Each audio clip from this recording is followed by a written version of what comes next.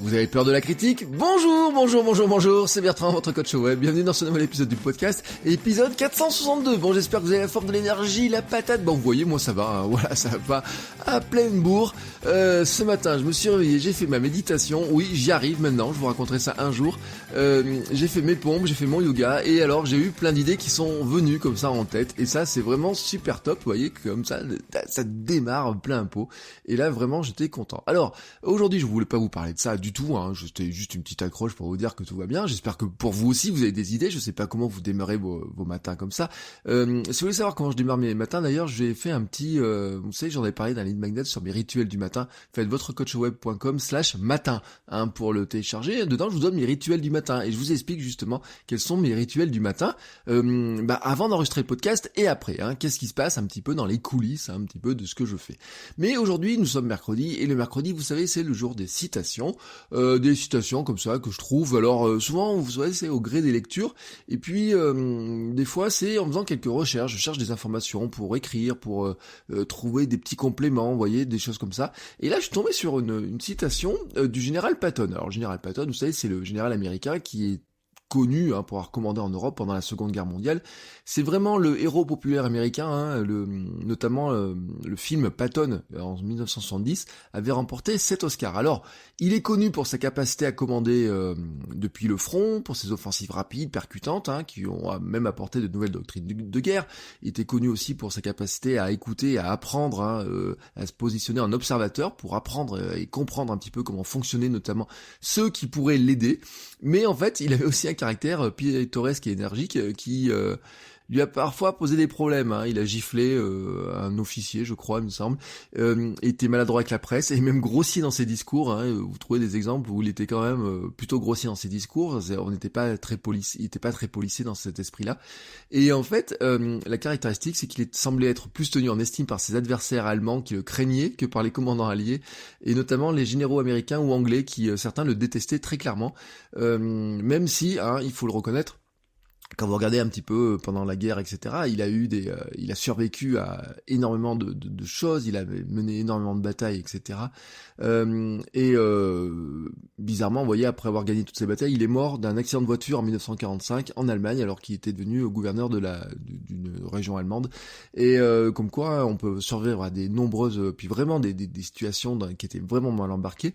Et Adolf Hitler l'avait considéré, en avait parlé comme ce général cow-boy fou, hein, et Staline affirmé que l'armée rouge aurait jamais pu planifier, exécuter ce qu'avait fait Patton en France pour la libération.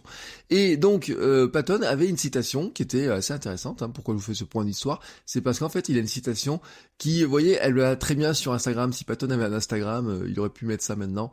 Il dit: quand on fait quelque chose, on provoque des critiques chez 3 catégories de personnes. Celles qui font la même chose, celles qui font le contraire, et surtout celles qui ne font rien. Et là-dedans, on peut lui donner raison. Alors tout le monde a un avis sur tout, et surtout sur ce que font les autres, hein, avant tout. On peut dire d'ailleurs que les réseaux sociaux n'ont fait que amplifier ça, mais que c'était pas lui, il avait pas les réseaux sociaux à l'époque, et pourtant déjà il pointait le fait que tout le monde a un avis dessus. Bien sûr, il avait raison, hein. Il y a ceux qui font la même chose que vous et qui peuvent se dire: bah moi je l'aurais pas fait pareil que toi, et donc qui arrivent finalement à celles qui font le contraire aussi, hein, qui se disent: bah non, bah moi je fais différemment de toi, et je pense que tu te trompes, hein, souvent ça peut être des choses comme ça, vous voyez, des genres de critiques. Mais encore elles, on peut se dire, elles font des choses, mais c'est vrai que le pire c'est celles qui ne font rien, et vous avez plein de gens qui ne font rien mais qui se permettent de critiquer, et là elles vous cassent le moral, et ce sont vraiment les personnes les pires. Et je pense qu'en tant que créateur et entrepreneur, on doit absolument se protéger de ces genres de personnes là. Certains même d'ailleurs, hein, beaucoup, ce sont les amis, la famille, ils ne veulent pas faire de mal, hein, mais en fait c'est insidieux, ils se rendent pas compte des fois, ou alors vraiment, hein, c'est pour notre bien, ils pensent que c'est pour notre bien ou pour nous protéger.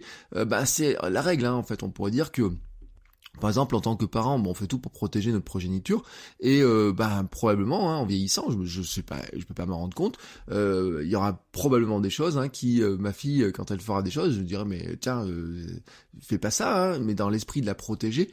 Et donc on a plein de remarques comme ça qui viennent, et en fait le problème c'est que les gens qui ne font rien, en fait, ils vous cassent le moral, ils vous découragent, et surtout ils peuvent vous amener à abandonner vos idées, vos projets. Et en fait, Ce que je voudrais vous dire là-dedans, c'est que si vous croisez ce genre de comportement, accrochez-vous, en fait, parce que ce ne sont pas eux qui auront des regrets plus tard, hein. Ce ne sont pas eux qui vont remplir leur armoire à regrets à eux. Enfin, en fait, ils remplissent votre armoire à regrets à vous, hein. C'est pas la leur qui remplissent.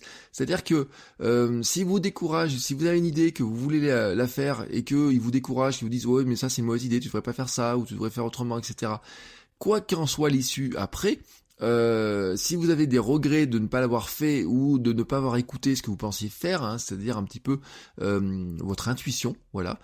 Si vous n'avez pas fait confiance à votre intuition, vous aurez toujours des regrets. Alors c'est sûr que vous pourriez vous dire, à l'inverse, si je ne les écoute pas, je peux me lancer dans quelque chose et me planter. Oui, vous pouvez vous planter, mais en fait, vous pourriez vous dire, bon, j'ai tenté le coup, ça n'a pas marché, mais en fait, vous n'aurez pas de regrets. Et moi, je pense qu'il vaut mieux se dire, je tente les choses et on va voir ce qui se passe, plutôt que de dire, de se rendre compte plus tard que d'avoir un regret de ne pas l'avoir fait. Vraiment, hein, croyez en vos idées, en vos projets, croyez en vous, ne remplissez pas votre armoire à regrets. Rappelez-vous ce que je disais dans la citation de la semaine dernière, hein, c'est que même si ça ne réussit pas comme vous espériez que ça marche, hein, c'est même si vous n'avez pas le résultat obtenu, vous apprendrez toujours quelque chose, même de l'échec. Et puis en faisant des choses, hein, vous n'êtes pas à l'abri que ça marche, hein, soyons clairs, vous n'êtes vraiment pas à l'abri que ça marche. Mais en ne faisant rien, et notamment en écoutant ceux qui ne font rien mais qui se permettent de critiquer et qui vous découragent, et ben vous remplissez votre armoire à regrets à vous, et c'est vous qui le supporterez, c'est vous qui regarderez un jour votre armoire à regrets en disant oh là là, j'aurais tellement aimé faire ça, et pourquoi je n'ai pas fait ça, etc. Je crois profondément que c'est ça que nous devons craindre le plus, hein, c'est avoir ce type de regret. Et donc je vais finir cet épisode sur une pensée d'un grand penseur, Michael Jackson, qui disait: je me fiche de savoir si le monde entier est contre vous, vous taquine ou vous dit que vous ne le ferez pas, croyez en vous, quoi qu'il en soit. Je trouve que c'est une très très belle conclusion.